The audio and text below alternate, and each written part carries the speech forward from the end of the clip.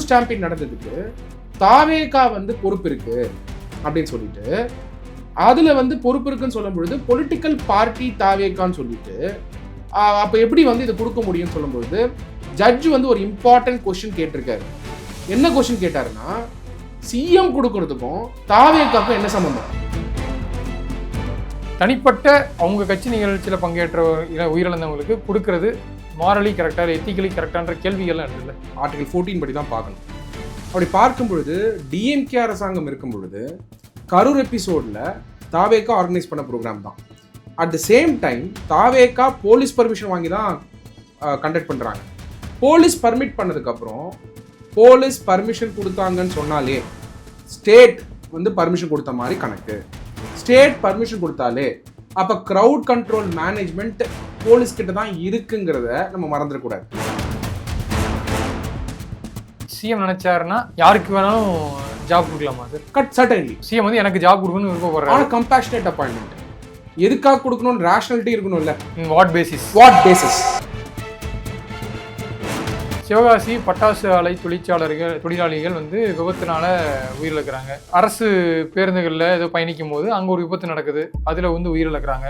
ஆனால் சிஎம் கரூர் சம்பவத்தில் பாதிக்கப்பட்ட குடும்பங்களுக்கு மட்டும் அரசு வேலை அப்படின்ற ஒரு டிசிஷன் எடுக்கிறாருன்னா இந்த இடத்துல வந்து அவருக்கு வந்து இட்ஸ் டூ பர்சனல் அப்படின்றதுனால அந்த முடிவு எடுக்கிறாரா, இல்லை இதில் வந்து இதுலேயும் ஒரு பொலிட்டிக்கலாக அவர் வந்து முடிவுகளை முன்வைக்கிறாருன்ற விமர்சனங்கள்லாம் இருக்குல்ல.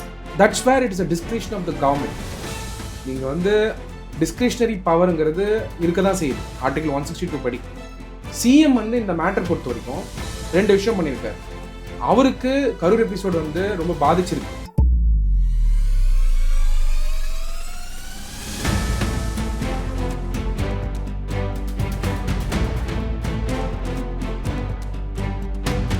வணக்கம் சார். வணக்கம் பிரபு. கரூர் கூட்ட நெரிசல் சம்பவத்தில் உயிரிழந்த 41 குடும்பங்களை சேர்ந்து 32 பேர்களுக்கு வந்து பணி நியமன ஆணையை வந்து முதலமைச்சர் வழங்கினார். ஸோ அதை எதிர்த்து தொடரப்பட்ட வழக்கில் சென்னை நீதிமன்றத்தின் மதுரை கிளை வந்து அதுக்கு தடை வச்சுருந்தாங்க, ரத்து பண்ணியிருந்தாங்க அந்த பணி ஆணையை வந்து வழங்கக்கூடாதுன்றது. ஸோ அது இன்றைக்கு உச்சநீதிமன்றத்தில் அதற்கு அந்த தீர்ப்புக்கு இடைக்கால தடையை வந்து விதிச்சிருக்காங்க. அது மட்டும் இல்லாமல் அந்த நீதிபதிகள் ஒரு காரசாரமான கமெண்ட்ஸையும் வந்து பாஸ் பண்ணியிருக்காங்க. அரசுக்கு எதிர்மனுதாரருக்கு வந்து சில கேள்விகளையும் முன் வச்சுருக்காங்க. சொல்லுங்கள் சார், இன்றைக்கு நீதிமன்றத்தில் என்ன நடந்துச்சு, என்ன மாதிரி இந்த தீர்ப்பு கிடைச்சிருக்கு? இந்த மேட்டர் வந்து ஸ்டே ஆகிறதுக்கான பாசிபிலிட்டி இருக்குன்றது வந்து Madurai bench of the Madras High Court quash பண்ண உடனேயே ஒரு அப்சர்வேஷனாக கொடுத்துருந்தேன். அஃப்கோர்ஸ் சப்ஜெக்ட் டு ஸ்டேட் அப்பீலில் தமிழ்நாடு அரசாங்கம் வந்து இது மேலே அப்பீல் போனாங்க. மெட்ராஸ் ஹைகோர்ட் மதுரை பெஞ்ச் வந்து ஜூலை 29 வந்து இது குவாஷ் பண்ணாங்க. இப்போது சுப்ரீம் கோர்ட் வந்து குவாஷ் பண்ணது மேலே ஸ்டே கொடுத்துருக்காங்க. ஸ்டே கொடுத்தது மட்டும் இல்லாமல் நோட்டீஸ் வந்து யார் எதிர் மனுதாரர்களுக்கு வந்து கொடுத்துருக்காங்க. இதனுடைய 2 இஷ்யூஸ் வந்து இருக்குது, 2 ஆஸ்பெக்ட்ஸ் இருக்குது. கொஸ்டின் ஆஃப் லா போகிறதுக்கு முன்னாடி கொஸ்டின் ஆஃப் ப்ரொசீஜர். இதில் வந்து யார் மனுதாரர் அப்படிங்கிற அந்த கேள்வி வரும்பொழுது அந்த பெட்டிஷனர் ஆகப்பட்டவர் வந்து ஒரு அட்வொகேட்டாக ப்ராக்டிஸ் பண்ணுறாரு, லாயராக இருக்கார், and is also subject to political பார்ட்டின்னு நினைக்கிறேன். அந்த பெட்டிஷனருடைய நேச்சரை பார்ப்பாங்க கோர்ட் பொறுத்த வரைக்கும். கோர்ட் பொறுத்த வரைக்கும் சப்ஜெக்ட் ஆஃப் லிட்டிகேஷன் வந்து பில்லில் பப்ளிக் இன்ட்ரெஸ்ட் லிட்டிகேஷனில் கரெக்டாக இருந்தாலுமே அதில் வந்து பொலிட்டிக்கல் நோக்கம் இருந்தால் time and again supreme court, Madras high கோர்ட்டும் சரி, கான்ஸ்டியூஷனல் கோர்ட்ஸ், ஹை கோர்ட்ஸும் சரி எப்பயுமே வந்து டிஸ்மிஸ் பண்ணியிருக்காங்க காஸ்ட்டோட சேர்த்து. அப்படி இருக்கும்போது இந்த கேஸில் பெட்டிஷனர் வந்து யாருன்னு பார்க்கும்போது பெட்டிஷனர் வந்து லாயராக இருக்கார், அவர் பொலிட்டிக்கல் பார்ட்டி இன்க்ளினேஷன் இருக்கிறதையும் பார்க்க முடியுது. அதனால் சுப்ரீம் கோர்ட் பெஞ்ச் வந்து மெட்ராஸ் ஹைகோர்ட் மதுரை பெஞ்ச் வந்து குவாஷ் பண்ணது மேலே ஸ்டே கொடுத்து சப்சிக்வெண்ட்டாக சில விஷயத்தையும் என்லைட்டன் பண்ணியிருக்காங்க அப்சர்வேஷன்ஸாக. இதில் முக்கியமாக என்ன என்லைட்டன் பண்ணாங்கன்னா, பொலிட்டிக்கல் ரைவல்ரியை கோர்ட்டுக்குள்ளே கொண்டு வராதிங்க அப்படிங்கிறது தான் point. Politics it's out of the court any day. ஏன்னா independence of the judiciary ensure பண்ணணும். பொலிட்டிக்கல் ஸ்கோர்ஸ்க்காக பில்லை பயன்படுத்தக்கூடாதுங்கிறத அப்சர்வேஷனாகவே கொடுத்துருக்காங்க. 2வது அவர் என்ன சொல்லியிருக்காருன்னா, கரூர் ஸ்டாம்பிங் நடந்ததுக்கு தாவேகா வந்து பொறுப்பு இருக்குது அப்படின்னு சொல்லிட்டு அதில் வந்து பொறுப்பு இருக்குன்னு சொல்லும் பொழுது பொலிட்டிக்கல் பார்ட்டி தாவேகான்னு சொல்லிட்டு அப்போ எப்படி வந்து இதை கொடுக்க முடியும்னு சொல்லும்போது ஜட்ஜ் வந்து ஒரு இம்பார்ட்டன்ட் கொஸ்டின் கேட்டிருக்காரு. என்ன கொஸ்டின் கேட்டாருன்னா, சிஎம் கொடுக்கறதுக்கும் தாவேகாக்கும் என்ன சம்பந்தம்? நல்லா புரிஞ்சுக்கோங்க.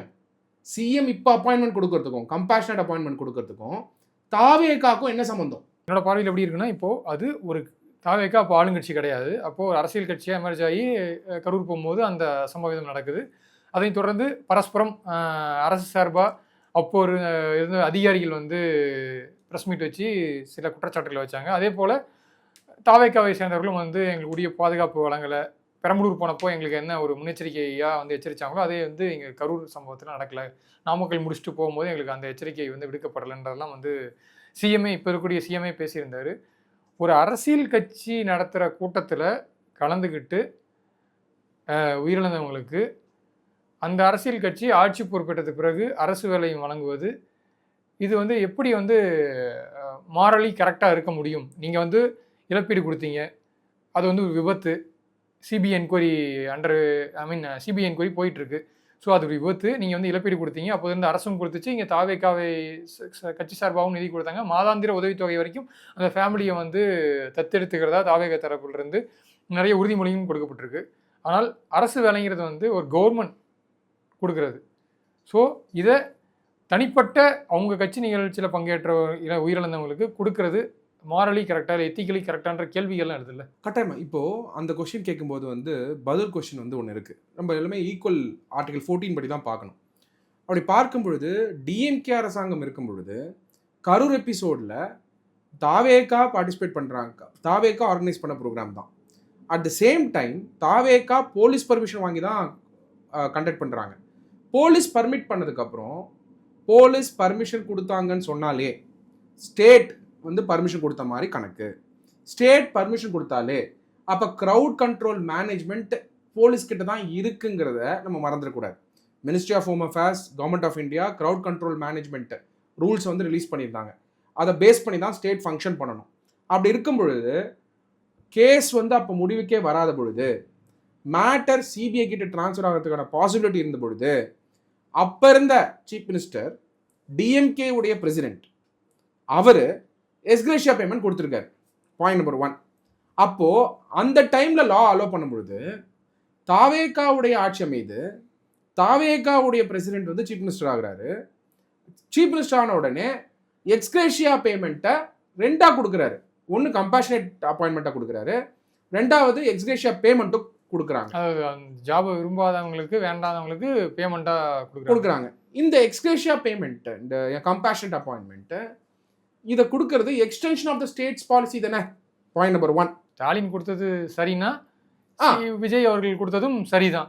ஏன் சரி அப்படின்னா, நீங்கள் ஸ்டேட் தப்பு பண்ணியிருக்காங்களா, பர்டிகுலர் பார்ட்டி ப்ரோக்ராம் ஆர்கனைஸ் பண்ணவங்க தப்பு பண்ணியிருக்காங்களான்றது இது வரைக்கும் சிபிஐல யாருமே அக்யூஸ்ட் இல்லை. இன்னும் செந்தில் பாலாஜி சமன் பண்ணியிருக்காங்க, எல்லாரையும் சமன் பண்ணியிருக்காங்க, பட் அக்யூஸ்டாக யாரையுமே இன்னும் அரே பண்ணவே இல்லை. இன்னும் மேட்ரு வந்து இன்வெஸ்டிகேஷன் வந்து ஃபர்தராக வந்து ஆர்சிஐஆர் போட்டு அதுக்கான ஒர்க் இன்னும் முடியல. ஸோ ஏன்னா எஃப்ஐஆர் வந்து ஆர்சிஐஆராக மாறிடும் சிபிஐக்கு வந்த உடனே. ஏன்னா அக்யூஸ்ட் யாருமே ஆகலைன்றது தான் இம்பார்ட்டண்ட். இன்னைய தேதியில் யாராவது வந்து தாவேகாவுடைய கட்சிக்காரங்க வந்து அதில் வந்து அக்யூஸ்டாக இருக்காங்க, இல்லை விஜய் அவர்கள் அக்யூஸ்டாக இருக்காங்க அப்படின்னு சொன்னால் அது தவறு. ஏன்னா அக்யூஸ்ட் யாருமே இல்லை, இன்னும் சிபிஐ அரைவே பண்ணலை. அப்படி இருக்கும் பொழுது ஆஸ் இந்த capacity of the chief minister அவர் கொடுக்குறார். இப்போ கொஸ்டின் என்ன, சீஃப் மினிஸ்டர் அப்போ வந்து யாருக்கு வேணால் வேலை கொடுக்கலாமா அப்படின்னும் போது தான் முக்கியமான ஒரு ஆர்டிக்கல் புரிஞ்சுக்கணும். Article 162 of the constitution of India. இதை ஏன் என்லைட்டன் பண்ணணும்னு நினைக்கிறேன்னா, பல முடிவுகளை சீஃப் மினிஸ்டர் வந்து ஆர்டிகல் 162 வழியாக எடுக்க முடியும். Article 162 of the constitution of India, extent of executive power of the state. Extent of executive power of the state. Subject to the provisions of the Constitution, the executive power of a state shall extend to the matters with respect to which the legislature of the state has power to make laws. State எந்தெந்த subject மேலெல்லாம் state list கான்ஸ்டியூஷனில் லா pass பண்ண முடியுமோ அப்படின்னா இன்னும் pass ஆகாம கூட இருக்கலாம். அது அந்த லா எது மேலே கொண்டு வர முடியுமோ அந்த லாவை சார்ந்து எக்ஸிக்யூட்டிவ் ஆர்டர்ஸை இஷ்யூ பண்ணலாம். Point number 1. அப்படின்னா என்ன அர்த்தம், லா இருக்க வேண்டிய அவசியம் இல்லை, எது மேலே லா கொண்டு வர முடியுமோ லா இல்லாத பொழுது கூட எக்ஸிக்யூட்டிவ் ஆர்டர்ஸ் பேஸ் பண்ணி கவர்மெண்ட் ஆர்டர் இஷ்யூ பண்ணலாம். ஃபார் எக்ஸாம்பிள் ஏதாச்சும் ஒன்று சொல்லுங்களேன் சார். இந்த மாதிரி சிஎம் நினைச்சாருன்னா யாருக்கு வேணாலும் ஜாப் கொடுக்கலாமா சார்? சர்டன்லி. சிஎம் வந்து எனக்கு ஜாப் கொடுக்கணும்னு விருப்பப்படுறாரு. ஆனா கம்பேஷனேட் அப்பாயின்மெண்ட். எதுக்காக கொடுக்கணும்னு ரேஷனாலிட்டி இருக்கணும்ல. In what basis? What basis? ஏன்னா சப்ஜெக்ட் டு ஜுடிஷியல் ரிவ்யூ தான். ஜுடிஷியரி பொறுத்த வரைக்கும் independence of the judiciary. Everything can be subject to writ petition. Judicial review as per article 226, article 32 of the constitution of India. நீங்க கரெக்டா தப்பா, லாஃபுல்லா அன்லாஃபுல்லான்னு தீர்மானிக்கிற power நீங்க Jio pass பண்றவங்க கூட கிடையாது. ஜுடிஷியரிக்கு தான் இருக்கு. ஆர்டிகல் 162ல இந்த கேஸ் பொறுத்த வரைக்கும் லாஃபுல் அண்ட் கான்ஸ்டியூஷனல் சொல்லும் பொழுது, இன்னொரு கேஸ்ல வந்து ரேஷனல் அண்ட் பேசிஸே இல்லாத பொழுது இல்லைன்னு சொல்லலாம். நீங்க 162ல சிஎம் எடுக்கிற டெசிஷன் எல்லாமே கரெக்ட் அப்படின்னு சொல்ல வேண்டிய கட்டாயம் கோர்ட்டுக்கு கிடையாது. It is subject to review, subject to judgment of the court. Karur கூட்ட நெரிசல் சம்பவத்தில் சிக்கி உயிரிழந்தவங்களுக்கு வேலை கொடுத்தது சரின்னா, சில அரசியல் கட்சிகள் எந்த மாதிரியான கேள்விகளை வந்து முன் வச்சாங்கன்னா, பொதுவெளியில் சிவகாசி பட்டாசு ஆலை தொழிலாளிகள் வந்து விபத்துனால உயிரிழக்கிறாங்க. சிலர் அரசு பேருந்துகளில் ஏதோ பயணிக்கும் போது அங்கே ஒரு விபத்து நடக்குது, அதில் வந்து உயிரிழக்கிறாங்க. ஸோ அவங்களும் வந்து ஒரு பணியாற்றக்கூடிய நபராக இருந்தால், அவங்க ஃபேமிலியில் அவங்க தான் வந்து வருமானம் ஈட்டி தரக்கூடிய ஒரு மெம்பராக இருந்தாங்கன்னா, ஒரு அரசு நினச்சா அவங்களுக்கும் வந்து ஒரு வேலை வாய்ப்பு வந்து அரசு சார்பாக கொடுக்கலாம். ஆனால் சிஎம் கரூர் சம்பவத்தில் பாதிக்கப்பட்ட குடும்பங்களுக்கு மட்டும் அரசு வேலை அப்படின்ற ஒரு டிசிஷன் எடுக்கிறாருன்னா, இந்த இடத்துல வந்து அவருக்கு வந்து இட்ஸ் டூ பர்சனல் அப்படின்றதுனால அந்த முடிவு எடுக்கிறாரா, இல்லை இதில் வந்து இதுலேயும் ஒரு பொலிட்டிக்கலாக அவர் வந்து முடிவுகளை முன்வைக்கிறாருன்ற விமர்சனங்கள்லாம் இருக்குல்ல. That's where it is a discretion of the government. நீங்கள் வந்து டிஸ்கிரிஷனரி பவருங்கிறது இருக்க தான் செய்யுது ஆர்டிகல் 162 படி. சிஎம் வந்து இந்த மேட்டர் பொறுத்த வரைக்கும் 2 விஷயம் பண்ணியிருக்காரு. அவருக்கு கரூர் எபிசோடு வந்து ரொம்ப பாதிச்சிருக்கு. அவர் மனசில் வந்து பவருக்கு வந்ததுக்கப்புறம் கூட நம்ம இமீடியட்டாக செய்யணுங்கிற எண்ணம் அவருக்கு இருந்திருக்கலாம். வெரி சிம்பிள் பிரபு. அவரோட சுச்சுவேஷன்லேருந்து நீங்கள் கரூரை பாருங்கள். ஒரு சூழ்ச்சி நடந்திருக்கு, பஸ் எடுத்துகிட்டு போய் ஏன் விட்டாங்கன்ற கேள்வியை கரூரில் கேட்குறாரு. இப்போ போனப்போ போலீஸ் சொல்லியிருக்கலாம் இல்லையா, போலீஸ் வந்து கேன்சல் பண்ணியிருக்கலாம் இல்லையா, லாஸ்ட் மினிட்ல கூட அது நடக்காமல் தடுத்துருக்கலாம் இல்லையா, அப்போ ஏன் என்னோட பஸ் எடுத்துகிட்டு போய் நடுவில் விட்டீங்கன்னு போலீஸ் கிட்ட தான் அந்த கொஸ்டின் கேட்குறாரு, ஸ்டேட் கிட்ட தான் அந்த கொஸ்டின் கேட்குறாரு. திராவிட முன்னேற்ற கழகம் நடந்ததுன்னா ஆட்சியிலேருந்து கொஸ்டின் கேட்குறாரு. இன்னைக்கு பல விடைகள் அவருக்கு இப்போ கிடச்சிருக்கும் சிஎம் ஆனதுக்கப்புறம். நான் போலீஸ் டிபார்ட்மெண்ட் உங்களுக்கு தெரிஞ்சிருக்கும், இப்போ சொல்லியிருப்பாங்க இன்னும் நடந்துச்சுன்னு. அதெல்லாம் பார்க்கலாம் என்ன வெளில வருதா என்னன்ட்டு. சிபிஐ என்கொயரி நடக்க போகுது. அப்படி இருக்கும்போது honourable chief minister of Tamil Nadu Karur episode வந்து ட்ராஜடி ரொம்ப பாதிச்சிருக்கு. அப்போ அந்த டிஸ்கிரிஷனரி பவரை வந்த உடனேயே ஆட்சிக்கு வந்த உடனே independent power, it's independent power under article 162. அந்த பவருமே subject to legislative powers of the state. ஸ்டேட்ல எந்த லாஸ் பாஸ் பண்றதுக்கான சாத்தியக்கூறுகள் ஸ்டேட் லிஸ்ட்ல இருக்கோ அதை சார்ந்து தான் நீங்க வந்து 162 படி எக்ஸிக்யூட்டிவ் ஆர்டர்ஸை இஷ்யூ பண்ண முடியும். எக்ஸிக்யூட்டிவ் ஆர்டரை இஷ்யூ பண்ண முடியும். லா பாஸ் பண்ற பவர் இல்லை ஸ்டேட்ல. அந்த சப்ஜெக்ட் மேல நீங்க எக்ஸிக்யூட்டிவ் ஆர்டர்ஸ் இஷ்யூ பண்ண முடியுமானா முடியாது. லா இருக்கு, அந்த லாவை எதிர்த்து பாஸ் பண்ண முடியுமானா முடியாது. அப்ப பெட்டிஷனர் பாயிண்ட் ஆஃப் வியூல இந்த பெட்டிஷன் இங்க அரசியலமைப்பு சட்டத்துல என்ன மாதிரியான ரெகுலேஷன்ஸ் இருக்கோ அதை பேஸ் பண்ணி ஒரு வந்து ஆர்டர்ஸ் பாஸ் பண்ணலாம். 162 is a constitutional guarantee with constitutional limit. ரெண்டுமே கேரண்டி லிமிட். கேரண்டி என்ன? எக்ஸிக்யூட்டிவ் ஆர்டரை எக்ஸிக்யூட்டிவ் பவர்ஸ் பேஸ் பண்ணி ஆர்டர்ஸ் பாஸ் பண்ணா கரூர் எபிசோடு மக்களுக்கு வந்து கம்பேஷனட் அப்பாயின்மெண்ட்ஸ் கொடுக்குறாரு. அது அவருடைய பவர்ல இருக்கு. எந்த சட்டத்தையும் வயலேட் பண்ணல. இதுதான் சப்ஜெக்ட் மேட்டர் ஆஃப் ரிவ்யூ. அப்போ அவுட்ரைட்டா Madurai bench of the Madras high court வந்து இது குவாஷ் பண்ண உடனே இதை கொஸ்டின் பண்ணி கவர்மெண்ட் பாலிசியில் ஏன் தலையிடுறீங்க அப்படின்னு ஒரு அப்சர்வேஷன் கொடுத்துட்டு ஆர்டிகல் 162 வந்து as a wide powers. இந்த இடத்துல லீகலாக எனக்கு சின்ன சந்தேகமும் இருக்குது சார். இப்போ கவர்மெண்ட் பாலிசின்னு இருக்குல்ல, பாலிசி மேட்டர்ஸ், அதில் இங்கே இருக்கக்கூடிய சிட்டிசன்ஸுக்கு அது வந்து உடன்பாடு இல்லை வந்து எனக்கு வந்து அதில் வந்து சில ஐயங்கள் இருக்குது, இது சம்மந்தமாக வந்து நான் லீகலி ஃபைட் பண்ண போகிறேன்னா அதுக்கான பவர்ஸ் அஸ் அ ஒரு சிட்டிசனாக எங்களுக்கு மக்களுக்கு இருக்கா இல்லையா? கவர்மெண்ட் பாலிசிலே இப்போ கவர்மெண்ட் வந்து ஒரு பாலிசி டிசிஷன் மேக்கிங் எடுக்கிறாங்க. ஸோ அதில் வந்து சில முரண்பாடுகள், இப்போ ஒவ்வொருத்தருக்கும் ஒரு கருத்துக்கள் இருக்கும், அதில் முரண்பாடான கருத்துக்கள் கொண்ட ஒரு குழு அது சம்மந்தமாக நீதிமன்றத்தை அணுகிறதுக்கு உரிமை இருக்கா இல்லையா? கட்டாயமாக உரிமை இருக்குது.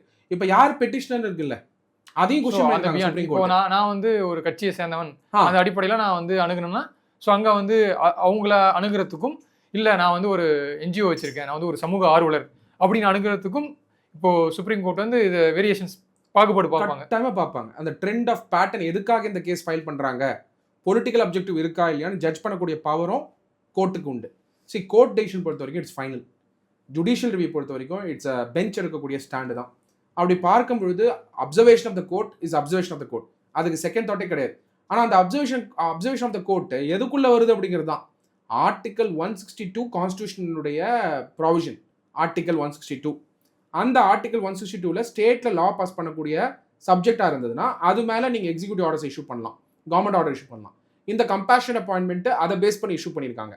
இதை கொஸ்டின் பண்ணணும்னா ஒன்று நீங்கள் வந்து ஜாப் ஆஸ்பிரண்ட்டாக இருந்திருக்கணும் லோக்கல் ஸ்டாண்டிங், இல்லையா அதே கரூர் எபிசோடில் இருக்கிறவங்க வேற யாராவது வந்து கரூரில் இருக்கிறவங்க பாதிக்கப்பட்டிருக்காங்க, பட் ஆனால் அவங்க வந்து இறப்பு நேரில் அவங்க கொஸ்டின் பண்ணியிருக்கலாம். பட் இது கொஸ்டின் பண்ணது ஒரு பொலிட்டிக்கல் பார்ட்டியுடைய ஒரு லாயர். அப்போ என்ன நாம் தமிழர் கட்சி. ஸோ அது கொஸ்டின் பண்ணியிருக்காங்க. அப்போ ஓகே, நாம் தமிழர் கட்சியோட லாயர்னு நீங்கள் சொல்லி எனக்கு தெரியும். நான் ஃபுல்லாக பார்க்கல, எந்த கட்சின்னு பார்க்கல ஃப்ராங்க்லி. அவர் பேர் மட்டும் பார்த்தேன், லாயராக இருந்திருக்காரு. அவர் கொஸ்டின் பண்ணியிருக்காரு. கொஸ்டின் பண்ண தவறு ரைட்டுன்னு நான் சொல்ல வரல, அவருமே கொஸ்டின் பண்ணுறதுக்கான ரைட் உண்டு. கோர்ட் எப்படி பார்க்குறாங்கன்றது இருக்குல்ல, எடுத்த உடனே இது பொலிட்டிக்கல் ரைவல்ரி தான் அப்படின்னு நீங்கள் கோர்ட்டுக்குள்ளே கொண்டு போகும்போது அப்போ பொலிட்டிக்கல் ரைவல்ரி எல்லாம் தீர்த்து வைக்கிற இடத்துக்கு வந்து கோர்ட்டு போக முடியாதுல்ல. இல்லை, அந்த இன்னும் சந்தேகம் இருக்குது சார். இப்போது நீங்கள் அந்த கட்சியை சார்ந்த ஒருத்தர் போனனால இந்த தீர்ப்பு வந்திருக்குன்னா, ஒரு எந்த ஒரு அரசியல் பின்புலமும் இல்லாத ஒரு நபர் நீதிமன்றத்தை அணுகியிருந்தாருன்னா, ஸோ அப்போ நம்ம வேற மாதிரி எக்ஸ்பெக்ட் பண்ணியிருக்கலாமா? பட் நீதிமன்றம் அணுகலாம், பாதிக்கப்பட்டவரான்னு பார்க்கணும் நீங்கள். அது எப்படி பாதிக்குது? அதாவது நீங்கள் சொன்ன மாதிரி கரூர் ஸ்டாம்பீட்லேயே பாதிக்கப்பட்டு ஒருத்தர் இருக்காரு, பட் அவருக்கு அந்த நிவாரணம் கிடைக்கல, அவர் அணுகிறாருன்னா, ஸோ அப்போ இந்த மாதிரி அணுகும் பொழுது அவருடைய பெர்ஸ்பெக்டிவ்ஸ், அவருடைய சேலஞ்ச் வந்து டிஃப்ரெண்ட்டாக இருக்கும். உண்மையிலே பாதிக்கப்பட்டவராக இருப்பார். அப்போ அவர் கொஸ்டின் கேட்கலாம், ஏன் ஒரு டிஎன்பிஎஸ்சி ஆஸ்பிரண்ட்டாக இருந்திருக்கலாம். பட் இது ஒரு கட்சி சார்பாக போனதுனால இப்போ வந்து அதுக்கான குவாஷ் பண்ணதை வந்து ஸ்டே பண்ணிட்டு நோட்டீஸ் இஷ்யூ பண்ணியிருக்காங்க. இன்னும் ஃபைனல் ஆர்டர் வரல, இப்போதைக்கு வந்து அது நான் ஆப்ரேட்டிவ் ஆயிடுச்சு. ஸ்டே பண்ணியிருக்காங்க. அதாவது குவாஷை ஸ்டே பண்ணியிருக்கிறதுனால அந்த அப்பாயின்மெண்ட் இப்போ செல்லுபடி ஆகுது. இப்போ இந்த அப்பாயின்மெண்ட் வரக்கூடிய நாட்கள்ல என்ன ஆர்குமெண்ட்ஸ் வைக்க போறாங்க, இதுல யாராவது இம்ப்ளீட் ஆவாங்களா, இந்த கேஸ்ல பாதிக்கப்பட்டவங்க அப்படின்னு சொல்ல அஃபெக்டட் பார்ட்டியா யாராவது இம்ப்ளீட் ஆவாங்களா, மாணவர்கள் ஆவாங்களான்றது வந்து it is subject matter to be seen in the procedure of law. But இப்போதைக்கு compassionate appointment honourable chief minister of Tamil Nadu Thalapathy Vijay அவர்கள் இஷ்யூ பண்ணது valid considering article 162 of the constitution of India. அதனால சீஃப் மினிஸ்டர் வந்து என்ன நினைக்கிறாரோ அது ஸ்டேட் சப்ஜெக்ட்குள்ள இருந்தால் கட்டாயமாக செய்ய முடியும். இன்னொன்று என்னன்னா, இதில் வந்து யூனியன் தலையிட முடியுமா? எக்ஸாம்பிள், இது அந்த மாதிரி சுச்சுவேஷன் வரல. ஆர்டிகல் 162 படி யூனியன் தலையிட முடியுமானா, இது exclusive power of the state. Exclusive power of the state a sole discretionary ஆர்டிகல்னு சொல்லுவேன் ஆர்டிகல் 162. ஏன் இவ்வளோ ஸ்ட்ராங்காக நான் சொல்கிறேன்னா, நீங்கள் எடுத்து வந்து இதோட ஹிஸ்ட்ரி பார்க்கணும். ஏன்னா நிறைய சட்டமானவர்கள், சட்டம் படித்தவங்க, பொதுமக்களும் பார்ப்பாங்க, எம்பி எம்எல்ஏஸே பார்ப்பாங்க இந்த வீடியோவை. அப்படி பார்க்கும்போது 162 வந்து எவல்யூஷன் பார்க்கணும். கவர்மெண்ட் ஆஃப் இந்தியா ஆக்டில் அது இருந்தது. சப்சிக்வெண்ட்டாக கான்ஸ்டியூஷன் டிராஃப்ட் பண்ணது கான்ஸ்டியூஷன் அட்வைசர் அவரோடதுலேயும் இருந்தது. அம்பேத்கர் ஐயா டிராஃப்ட் பண்ணதுலேயும் இருந்தது. ஃபைனல் ஆர்டிகிளாகவும் 147 இருந்தது, 162 மாறி ஸ்டேட்டுக்கு இருக்குது. இதை பற்றி கான்ஸ்டியூஷன் அசம்பிளியில் டிபேட் நடத்தியிருக்காங்க, நீங்களும் நானும் பேசுறது. அப்போ சீஃப் மினிஸ்டருக்கு இந்த பவர் கொடுக்கணுமா வேணாமா? கவர்னரை தலையிட முடியுமா? இல்லை யூனியன் கவர்மெண்ட் வந்து கவர்னர் வழியாக தலையிட முடியுமா? இல்லை யூனியன் கவர்மெண்ட்டே இந்த ஒரு ஸ்டேட் பாஸ் பண்ணக்கூடிய இந்த எக்ஸிக்யூட்டிவ் பவருக்கு மேலே ஒரு ஆக்டை பாஸ் பண்ணி நலிஃபை பண்ண முடியுமா அப்படின்னு ஒரு 8-9 சினாரியோ வந்து டிபேட் பண்ணியிருக்காங்க. அப்படி பார்க்கும்பொழுது 162 contours, 162 constitutional guarantee and limit வந்து அஃபெக்ட் ஆகக்கூடாது அப்படிங்கிறதுக்காக அதுக்கான ஒரு ப்ரொடெக்ஷனும் உண்டு. ஸ்டேட் லிஸ்ட்டில் ஒரு ஆக்ட் பாஸ் பண்ணுற பவர் லெஜிஸ்லேட்டிவ்க்கு இருக்குன்னா, ஸ்டேட் அசம்பிளிக்கு இருக்குன்னா, அது அந்த ஆக்டே பாஸ் பண்ணாட்டியும் அந்த சப்ஜெக்ட் மேலே சிஎம் வந்து எக்ஸிக்யூட்டிவ் ஆர்டர்ஸை பாஸ் பண்ணலாம், அது வேலிட். சார் லீகலாக இப்போ நிறைய எக்ஸ்பிளைன் பண்ணீங்க. நான் பொலிட்டிக்கலி வரேன் சார். பொலிட்டிக்கலி சிஎம் வந்து ஒரு தனிப்பட்ட முறையில் சிஎம்ஏ வந்து நேரடியாக வந்து அந்த சம்பவத்தை பார்த்து பாதிக்கப்பட்டிருக்காரு, அதனால் வந்து இந்த மாதிரி ஒரு அப்பாயின்மெண்ட்ஸ் கொடுத்தாருன்ற கேள்வி முன்வைக்கும் போது, தமிழ்நாட்டில் இன்னைக்கு டிஎன்பிஎஸ்சி ஆஸ்பிரண்ட்ஸ் நிறைய மாணவர்கள் வருடம் வந்து அந்த எண்ணிக்கை கூடிக்கிட்டு தான் இருக்குது. இன்றைக்கி வந்து ஒரு வேக்கண்ட்டுக்கு ஒரு குரூப் 4ல் ஒரு வேக்கண்ட் இருக்குன்னா அதுக்கு கிட்டத்தட்ட ஒரு வேக்கண்ட்டுக்கு 1:4 ரேஷியோ தாண்டி இன்றைக்கி வந்து போட்டி போடுறாங்க, அப்பியர் ஆகிட்டு இருக்காங்க. அப்படி இருக்கக்கூடிய சூழ்நிலையில் இந்த மாதிரி ஒரு அப்பாயின்மெண்ட்ஸ் கொடுக்கும்போது இது எதிர்கால சந்ததியினருக்கோ இல்லை வந்து டிஎன்பிஎஸ்சி ஆஸ்பிரண்ட்ஸுக்கோ என்ன மாதிரியான ஒரு முன்மாதிரியாக இருக்க முடியும்? இது வந்து டைரெக்டாக உணர்வுகளை பாதிக்கக்கூடிய வகையிலேயே இருக்குமா? இங்கே இதை பேசுகிறவங்க நிறைய பேர் என்ன சொல்கிறாங்கன்னா, கரூர் சம்பவத்தில் பாதிக்கப்பட்டவங்க பாவம் இல்லையா, கண்டிப்பாக அவங்க வந்து பாதிக்கப்பட்டாங்க தான். ஏன்னா குடும்பத்தில் ஒருத்தர் இழக்கிறது வந்து அவ்வளோ சாதாரண விஷயம் கிடையாது. அவங்களுக்கு நீங்கள் நிதி உதவி பண்ணுறீங்களா, தாராளமாக பண்ணுங்கள். நீங்கள் வந்து அரசு சார்பாக வந்து ஒரு வீடு இல்லாதவங்களுக்கு வீடு கட்டி தரீங்களா, தாராளமாக பண்ணுங்கள். இன்னும் வேறு விதமான அவங்களுக்கு வந்து சுயதொழில் தொடங்குறதுக்கு ஒரு வங்கி கடன் வசதி ஏற்படுத்தி கொடுக்குறீங்களா, தாராளமாக பண்ணுங்கள். ஆனால் நீங்கள் ஒரு அரசு வேலைன்றதை நீங்கள் வந்து முன்வைக்கிறது இன்னைக்கு அப்போது வந்து ஃப்யூச்சரில் மற்ற கட்சிகள் இல்லை தாவேக்காவோ இல்லை மற்ற கட்சிகளோ இதே மாதிரி ஒரு ஏதோ ஒரு கூட்டம் கூடும்போது அங்கே ஒரு அசம்பாவிதம் நிகழ்ந்தால் இதை முன்மாதிரியாக வச்சு எங்களுக்கு வந்து ஒரு அரசு வேலை இருந்தால் பெட்டராக இருக்குன்றது பின்னாடி ஏதாவது சம்பவம் நடக்கும்போது இதுவும் ஒரு பிரச்சனையாக முன்வைக்க மாட்டாங்கன்ற நிறைய கேள்விகள் எழுது. ஸோ பொலிட்டிக்கலி அதுக்கு நீங்கள் தான் பதில் சொல்லணும். இதை ரெண்டு விஷயமா நம்ம பார்க்கணும். Honourable chief minister of Tamil Nadu Thalapathy Vijay அவர்கள் கம்பேஷனேட் அப்பாயின்மெண்ட் கொடுக்கறதுனால டிஎன்பிஎஸ்சியோட ஆஸ்பிரன்ஸ் இது பாதிக்காது. இது வந்து கம்பேஷனேட் அப்பாயின்மெண்ட்டுங்கிறது ஒரு அடிஷ்னல் எம்ப்ளாய்மெண்ட். அதுதான் பார்க்கணும். நீங்கள் ஒரு கரூர் எபிசோடில் பாதிச்சிருக்காங்க, அந்த விக்டிம் ஃபேமிலிக்கு மெம்பர்ஸ்க்கு வந்து ஒரு எம்ப்ளாய்மெண்ட் கொடுக்குறாங்க. அந்த எம்ப்ளாய்மெண்ட்டுங்கிறது வந்து டிஎன்பிஎஸ்சி எக்ஸாம் எழுதி வரவங்களுக்கோட போட்டியா, அவங்களுக்கு அதனால் வாய்ப்பு இழக்கிறாங்களா, இல்லை அவங்களுக்கு அந்த வாய்ப்பு இழக்கல, இவங்களுக்கு தனி வாய்ப்பை கிரியேட் பண்ணி கொடுத்துருக்காங்களா அப்படிங்கிறது தான் சட்ட கேள்வியே.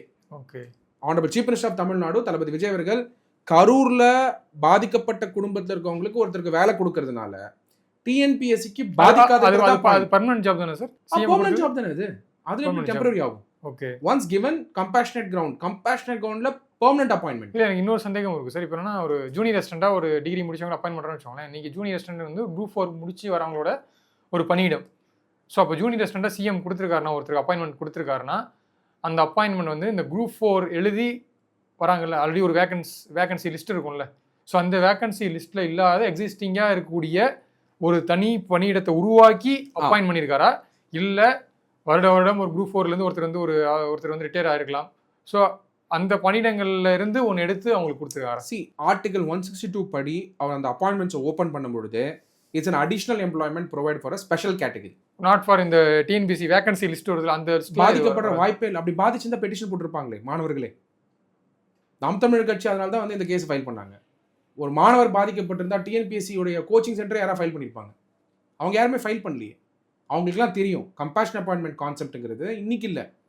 நம்ம இந்த தூத்துக்குடி துப்பாக்கி சூடு நடந்ததே, அப்போ வந்து சில பேருக்கு எம்ப்ளாய்மெண்ட் கொடுத்தாங்க. இதே DMK government, if I'm sure, அந்த எம்ப்ளாய்மெண்ட்டு கம்பேஷன் அப்பாயின்மெண்ட் தான். If that is holding good in law. இது வரைக்கும் தமிழ்நாட்டில் கருணை அடிப்படையில் வேலைன்னா, பணியில் இருக்கும் போது ஒரு அரசு ஊழியர் இறந்து விட்டால் அவங்க குடும்பத்தில் இருக்கக்கூடிய நபருக்கோ இல்லை அவங்க வாரிசுகளுக்கோ தகுதியின் அடிப்படையில் ஒரு வேலை வழங்கப்படும். இதுதான் கருணை அடிப்படையில் வேலை, அது வாரிசு அடிப்படையில் வேலைன்னு சொல்லுவாங்க. ஸோ அதனால் இது முற்றிலும் வேறு மாதிரியானதாக இருக்குது. இல்லை, நீங்கள் அப்படி பார்க்குறீங்க. நீங்கள் ஏன் இப்படி பார்க்க மாட்டேங்கிறீங்க? திராவிட முன்னேற்ற கழகம் ஆட்சி இருக்கும்போது ஸ்டேட்டோட ஃபெயிலியர் அப்படிங்கிறத டிஎம்கேவுடைய ஸ்டாலின் அவர்களே ஒத்துக்கிட்டாருன்றது தான் நான் சொல்லுவேன்.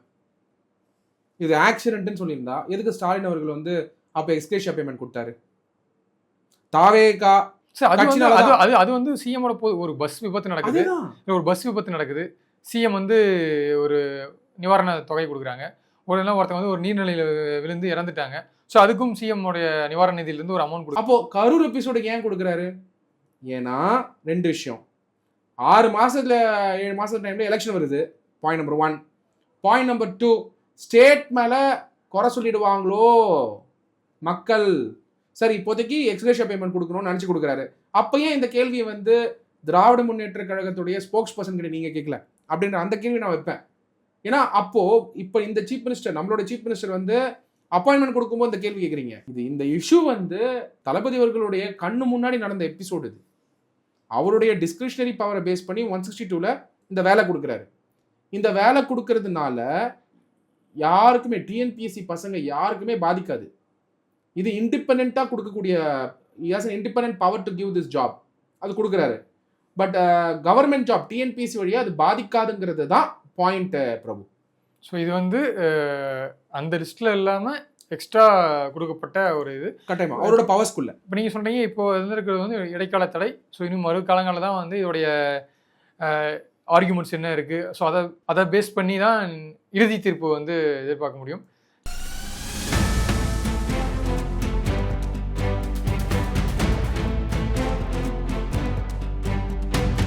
கண்டிப்பாக சார் நேரம் ஒதுக்கி இது குறித்து லீகலாகவும் சரி பொலிட்டிக்கலாகவும் சரி நிறைய விளக்கங்களை கொடுத்தீங்க. Thank you for time. நன்றி நன்றி பிரபு.